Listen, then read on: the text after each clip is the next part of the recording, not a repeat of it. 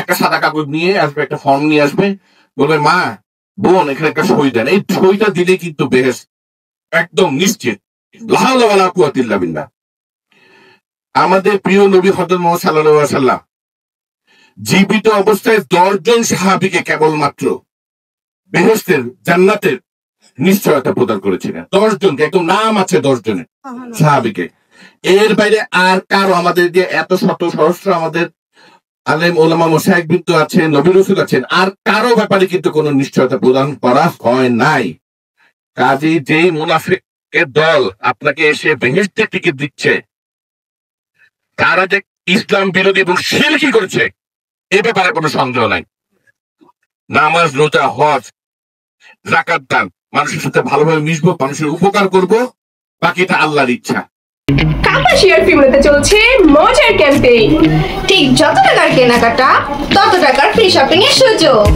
Female ও রুচিশীল নারীদের জন্য। আর এই দেশের কাজ করব, দেশের জন্য কাজ করব আমরা, তখন আল্লাহ পরকালে বিচার করবে। কাজে এই রাজনীতির নামে ধর্মকে আপনার পুঁজি করে যে এই মিথ্যাচার, এখান থেকে কিন্তু আমার তো সকলের সচেতন থাকতে হবে। সচেতন থাকতে হবে কেন? আমি এখানে বড় গলায়, আমি যে দল বিএনপি করি, আমি বড় গলায় বলতে পারি, বিএনপির হাতে জনগণের কোন রক্ত নাই। 1971 সালে মহান মুক্তিযুদ্ধে স্বাধীনতার ঘোষককে এই বিএনপির প্রতিষ্ঠাতা শহীদ রাষ্ট্রপতি জিয়াউর রহমান। 1975 সালে পট পরিবর্তনের পরে তখন নাকি বাকশালী শাসনে এই দেশকে একেবারে নাকপাশে শেষ করে ফেলা হয়েছে, এই দেশ থেকে গণতন্ত্রের কোনো পথ নাই। তখন যখন নাকি পট পরিবর্তনের পরে এই দেশের সৈনিকরা, এই দেশের ছাত্র জনতা সকলে মিলে কাকে আনলো ক্ষমতায়? শহীদ রাষ্ট্রপতি জিয়াউর রহমানকে। উনি দল করলেন বিএনপি। দেশ নেত্রী বেগম খালেদা জিয়া 1991 সালে উনি যখন নাকি সরকার গঠন করলেন, পুরো গণতান্ত্রিক আন্দোলনে উনি কিন্তু নেতৃত্ব দিয়েছেন। আর তখন এই আওয়ামী লীগ আর এই জামাত, এই রাজাকার আল বদর আল শামসের দল, তারা কি করলো? 86-তে তারা এই স্বৈরাচার এরশাদের সাথে আতাত করে গেল নির্বাচনে, জনগণের পিঠে ছুরি দিয়ে। এবং আবার 1996 সালে সারা দেশের বিরুদ্ধে, রাষ্ট্রের বিরুদ্ধে গিয়ে, দেশের বিরুদ্ধে গিয়ে ষড়যন্ত্র করে এই জামাতে ইসলামী আওয়ামী লীগের সাথে আতাত করে বিএনপির বিরুদ্ধে আন্দোলন করলো, সরকারের বিরুদ্ধে আন্দোলন করলো। 24-এ আমাদের ছাত্র জনতাকে পাখির মতন গুলি করে ভালো হয় আওয়ামী লীগের ফ্যাসিস্ট আওয়ামী লীগ, এই শেখ হাসিনা করে নাই।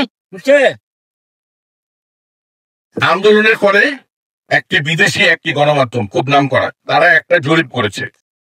সেই জরিপে তারা দেখতে চেয়েছে যে এই 24-এর গণ অভ্যুত্থানে সরাসরি আন্দোলনে, এই যে আমাদের 1400 লোক মারা গেছে, সরাসরি আন্দোলনে সরাসরি রাজনীতিতে যুক্ত কতটা ছিল, কারা নিহত হয়েছে, সেখানে তারা দেখলো যে 12.5%, প্রায় 13% হলো বিএনপি অঙ্গ ও সহযোগী সংগঠনের লোকজন মারা গিয়েছে।